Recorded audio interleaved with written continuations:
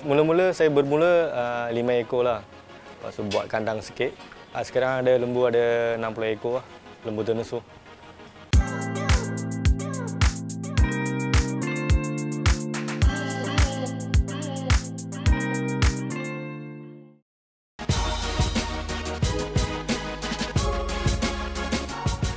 Susu. Banyak yang dapat dihasilkan daripada bahan mentah ini. Di Malaysia, negara memerlukan lebih 2 bilion liter susu segar setahun yang terhasil daripada kira-kira 223,000 ekor lembu tenusu. Dalam episod kali ini, kami akan bawakan anda ke ladang penternakan lembu tenusu Gits Enterprise di Sepang. Nama saya Chandran, anak lelaki Sugumaran. Saya asal dari orang Sepang juga. Saya bermula bisnes ini, penternak lembu tenusu ni 2019 start mulai daripada kecil lah. Kecil. So lepas tu saya baru grow up lah. Tempat ini pun sewa juga. Mula-mula saya bermula 5 ekor lah. 5 ekor. Lepas tu baru saya grow up lah. Pinjaman loan daripada Agrobank. Baru saya beli lembu 20 ekor. Lepas tu buat kandang sikit. Baru saya start bisnes lah. Yang bisnes ini. Ada berapa ekor lembu di ladang ni? Sekarang ada lembu ada 60 ekor lah. Lembu tenusu. Perak susu punya lah. Dari import tu Thailand lembu tenusu. So 6 bulan bunting lah. Bila saya beli itu bunting lah. Bunting. Bila datang sampai sini, lepas 2 bulan kita bagi makanan semua. Lepas tu beranak anak dia dekat sini. Baru perak susu lah. Dan saya beli itu lembu tu seekor 7,500 macam tu harga dia. Bagaimanakah prosesnya untuk memerah susu daripada lembu-lembu ini? Macam lembu beranak tu, bila beranak tu kita bagi baby tu susu 2 hari lah. Kita tak perak susu, kita keluarkan yang perak susu semua tu, yang first susu tu kuning-kuning tu. Kita perak susu, kita bagi dengan anak minum 2 hari lah. Lepas 3 hari kita bagi gula merah, macam vitamin campur-campur dengan sikit, body diet tenaga sikit. Lepas tu baru lepas 5 hari baru kita perak susu. Susu tu boleh jadi macam boleh kita minum lah. First baby punya tak boleh kita minum sebab dia pekat sangat. Untuk memastikan kesemua lembu-lembu ini sihat, Napier, iaitu makanan yang diberikan kepada lembu-lembu ini, ditanam di ladang seluas 5 ekar. Rumput ni, Napier ni memang saya ada tanam dekat sini, macam setengah ekar, memang tak cukup. Lepas tu saya ada buat minta rayuan dengan Puan JPB daerah Sepang. So dia ada bagi 5 ekar untuk mentanaman rumput. So saya pun modal saya sendiri keluarkan. Lepas tu tanaman itu satu kali biar kita tanam 5 ekar tu dah 1 bulan 2 bulan lah untuk tanam juga. Lepas tu 3 bulan lepas tu baru dia rumput tu kita boleh potong lah. Macam sekarang untuk 60 ekor ni saya macam satu hari 2 lori potong. 2 lori potong, so boleh pakai 3 hari lah. Dalam sehari, berapa banyak makanan yang diperlukan oleh lembu-lembu di sini? Dia macam 15 kilo saya taruh rumput sehari. 15 kilo satu ekor. Ada campur, saya macam rumput satu kali saya bagi. Lepas tu saya ada campur dedah lah, saya ada beli untuk susu punya tu. Soya, macam FNN susu punya tu ada campur dedah tu lah untuk susu punya. Apa fungsi campuran makanan tersebut? Campuran tu untuk ekstra susu. Dia ada vitamin dengan soya ada campur, kalsium ada campur, gula merah ada campur, macam ada campuran. Bila kita taruh tu susu ada ekstra lah. Macam 1 kilo 2 kilo tu ada ekstra lah. Lembu pun macam sehat sangat. Dia punya badan pun macam okey lah. Lepas tu saya pun ada campur kalsium lah untuk dia punya tulang. Sebab kita perak susu tu, bila sudah perak susu dia dah lemah dia punya body tu. So itu pasal kita dah campurkan kalsium. Hari-hari ada campur kalsium dengan gula merah tu. Ada kaitan ke antara perbezaan jenis lembu dengan kualiti susu yang diperah? Jenis yang paling banyak bagi susu tu JC Friesian lah. Dia ada bagi 18 kilo. Macam Sabah Kundasannya tu ada Sabah punya pun saya ada beli juga. Kundasan punya dia macam 15 kilo macam tu ada. Tapi dia boleh tahan panas. JC Friesian ni tak boleh tahan panas. Kena pakai fan lah. 2 kali kena mandi. Kalau tak ada, dia badan tak tahan. Macam panas kuat lah. Bila cuaca panas sangat, dia susu boleh kurang. Susu boleh kurang. Itu pasal kita pakai fan yang besar-besar, lepas tu kasih 2 kali 3 kali mandi. Biar dia punya badan tu tak panas sangat lah, macam tu. Untuk mengelakkan penyakit, lembu-lembu ini mesti dijaga dengan teliti. Penyakit-penyakit lembu ni paling penting ni orang luar ni susah tak biar kasih masuk.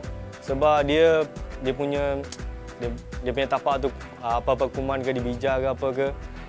Lembu tenusu ni paling penting dia punya kuman lah. Sebab 1 minggu 1 kali kita buat ubat kuman.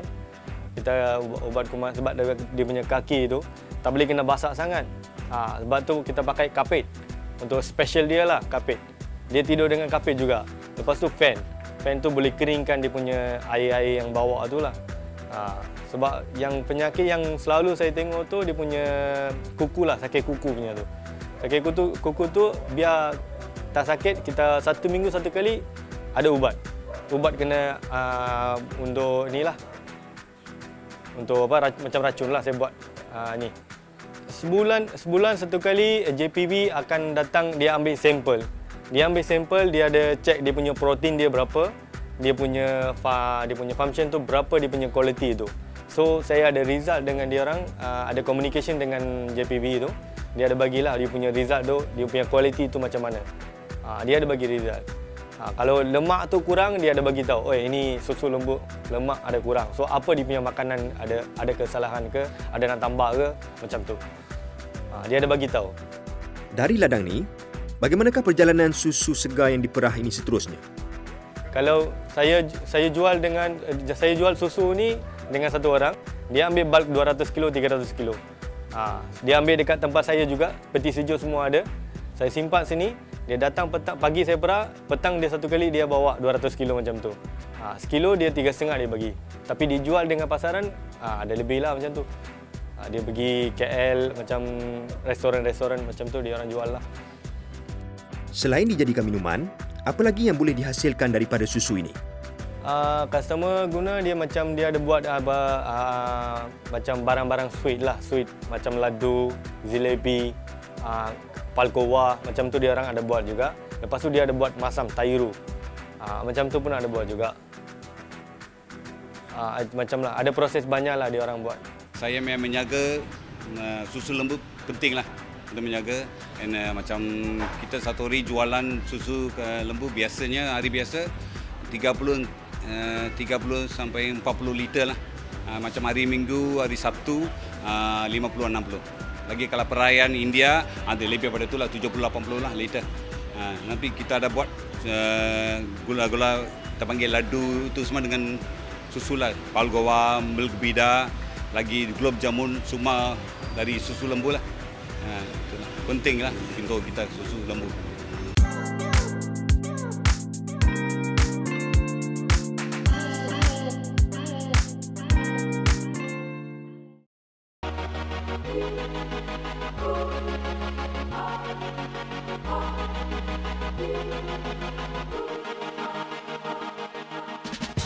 Boleh Encik Chandra ceritakan sedikit pengalaman Encik Chandra dalam bidang penternakan ini? Macam kalau saya punya pengalaman ni, bila lembu tenusu ni, saya pergi ada banyak 2-3 kursus saya pergi. JPB jabatan ada hantar kursus lah. Kita pergi lembu tenusu ni macam mana nak bela. Ini macam mana, nak proses susu ni macam mana, apa nak bagi makanan. Semua jabatan juga. Lepas tu saya kalau apa-apa masalah, saya ada tanya dengan pengalaman orang lama tu. Nak bela susu punya orang tu, saya tanya, "Bang, ini sakit apa? Ini sakit apa? Macam mana nak bagi ubat?" Cadangan tu dia orang ada ajar saya lah. So itu macam juga saya punya pengalaman. Kalau apa-apa problem, lembu sakit ke apa ke yang kita tak boleh buat tu, kita panggil veterina terus. Veterina Sepang pun ada sokongan banyak juga dengan saya. Apa-apa ubat, dia vaksin pun sebulan sekali, 3 bulan sekali vaksin, 6 bulan 1 kali vaksin. Sakit apa, macam tu dia ada bagi bantuan lah, tolong lah. So itu saya punya experience dalam lembu tenusu lah. Chandran juga menggunakan teknologi moden untuk memudahkan proses memerah susu. Kegunaan ini pun jabatan juga bagi. So dulu kita buat 10 ekor tu kita tak pakai inilah manual, kita pakai manual je.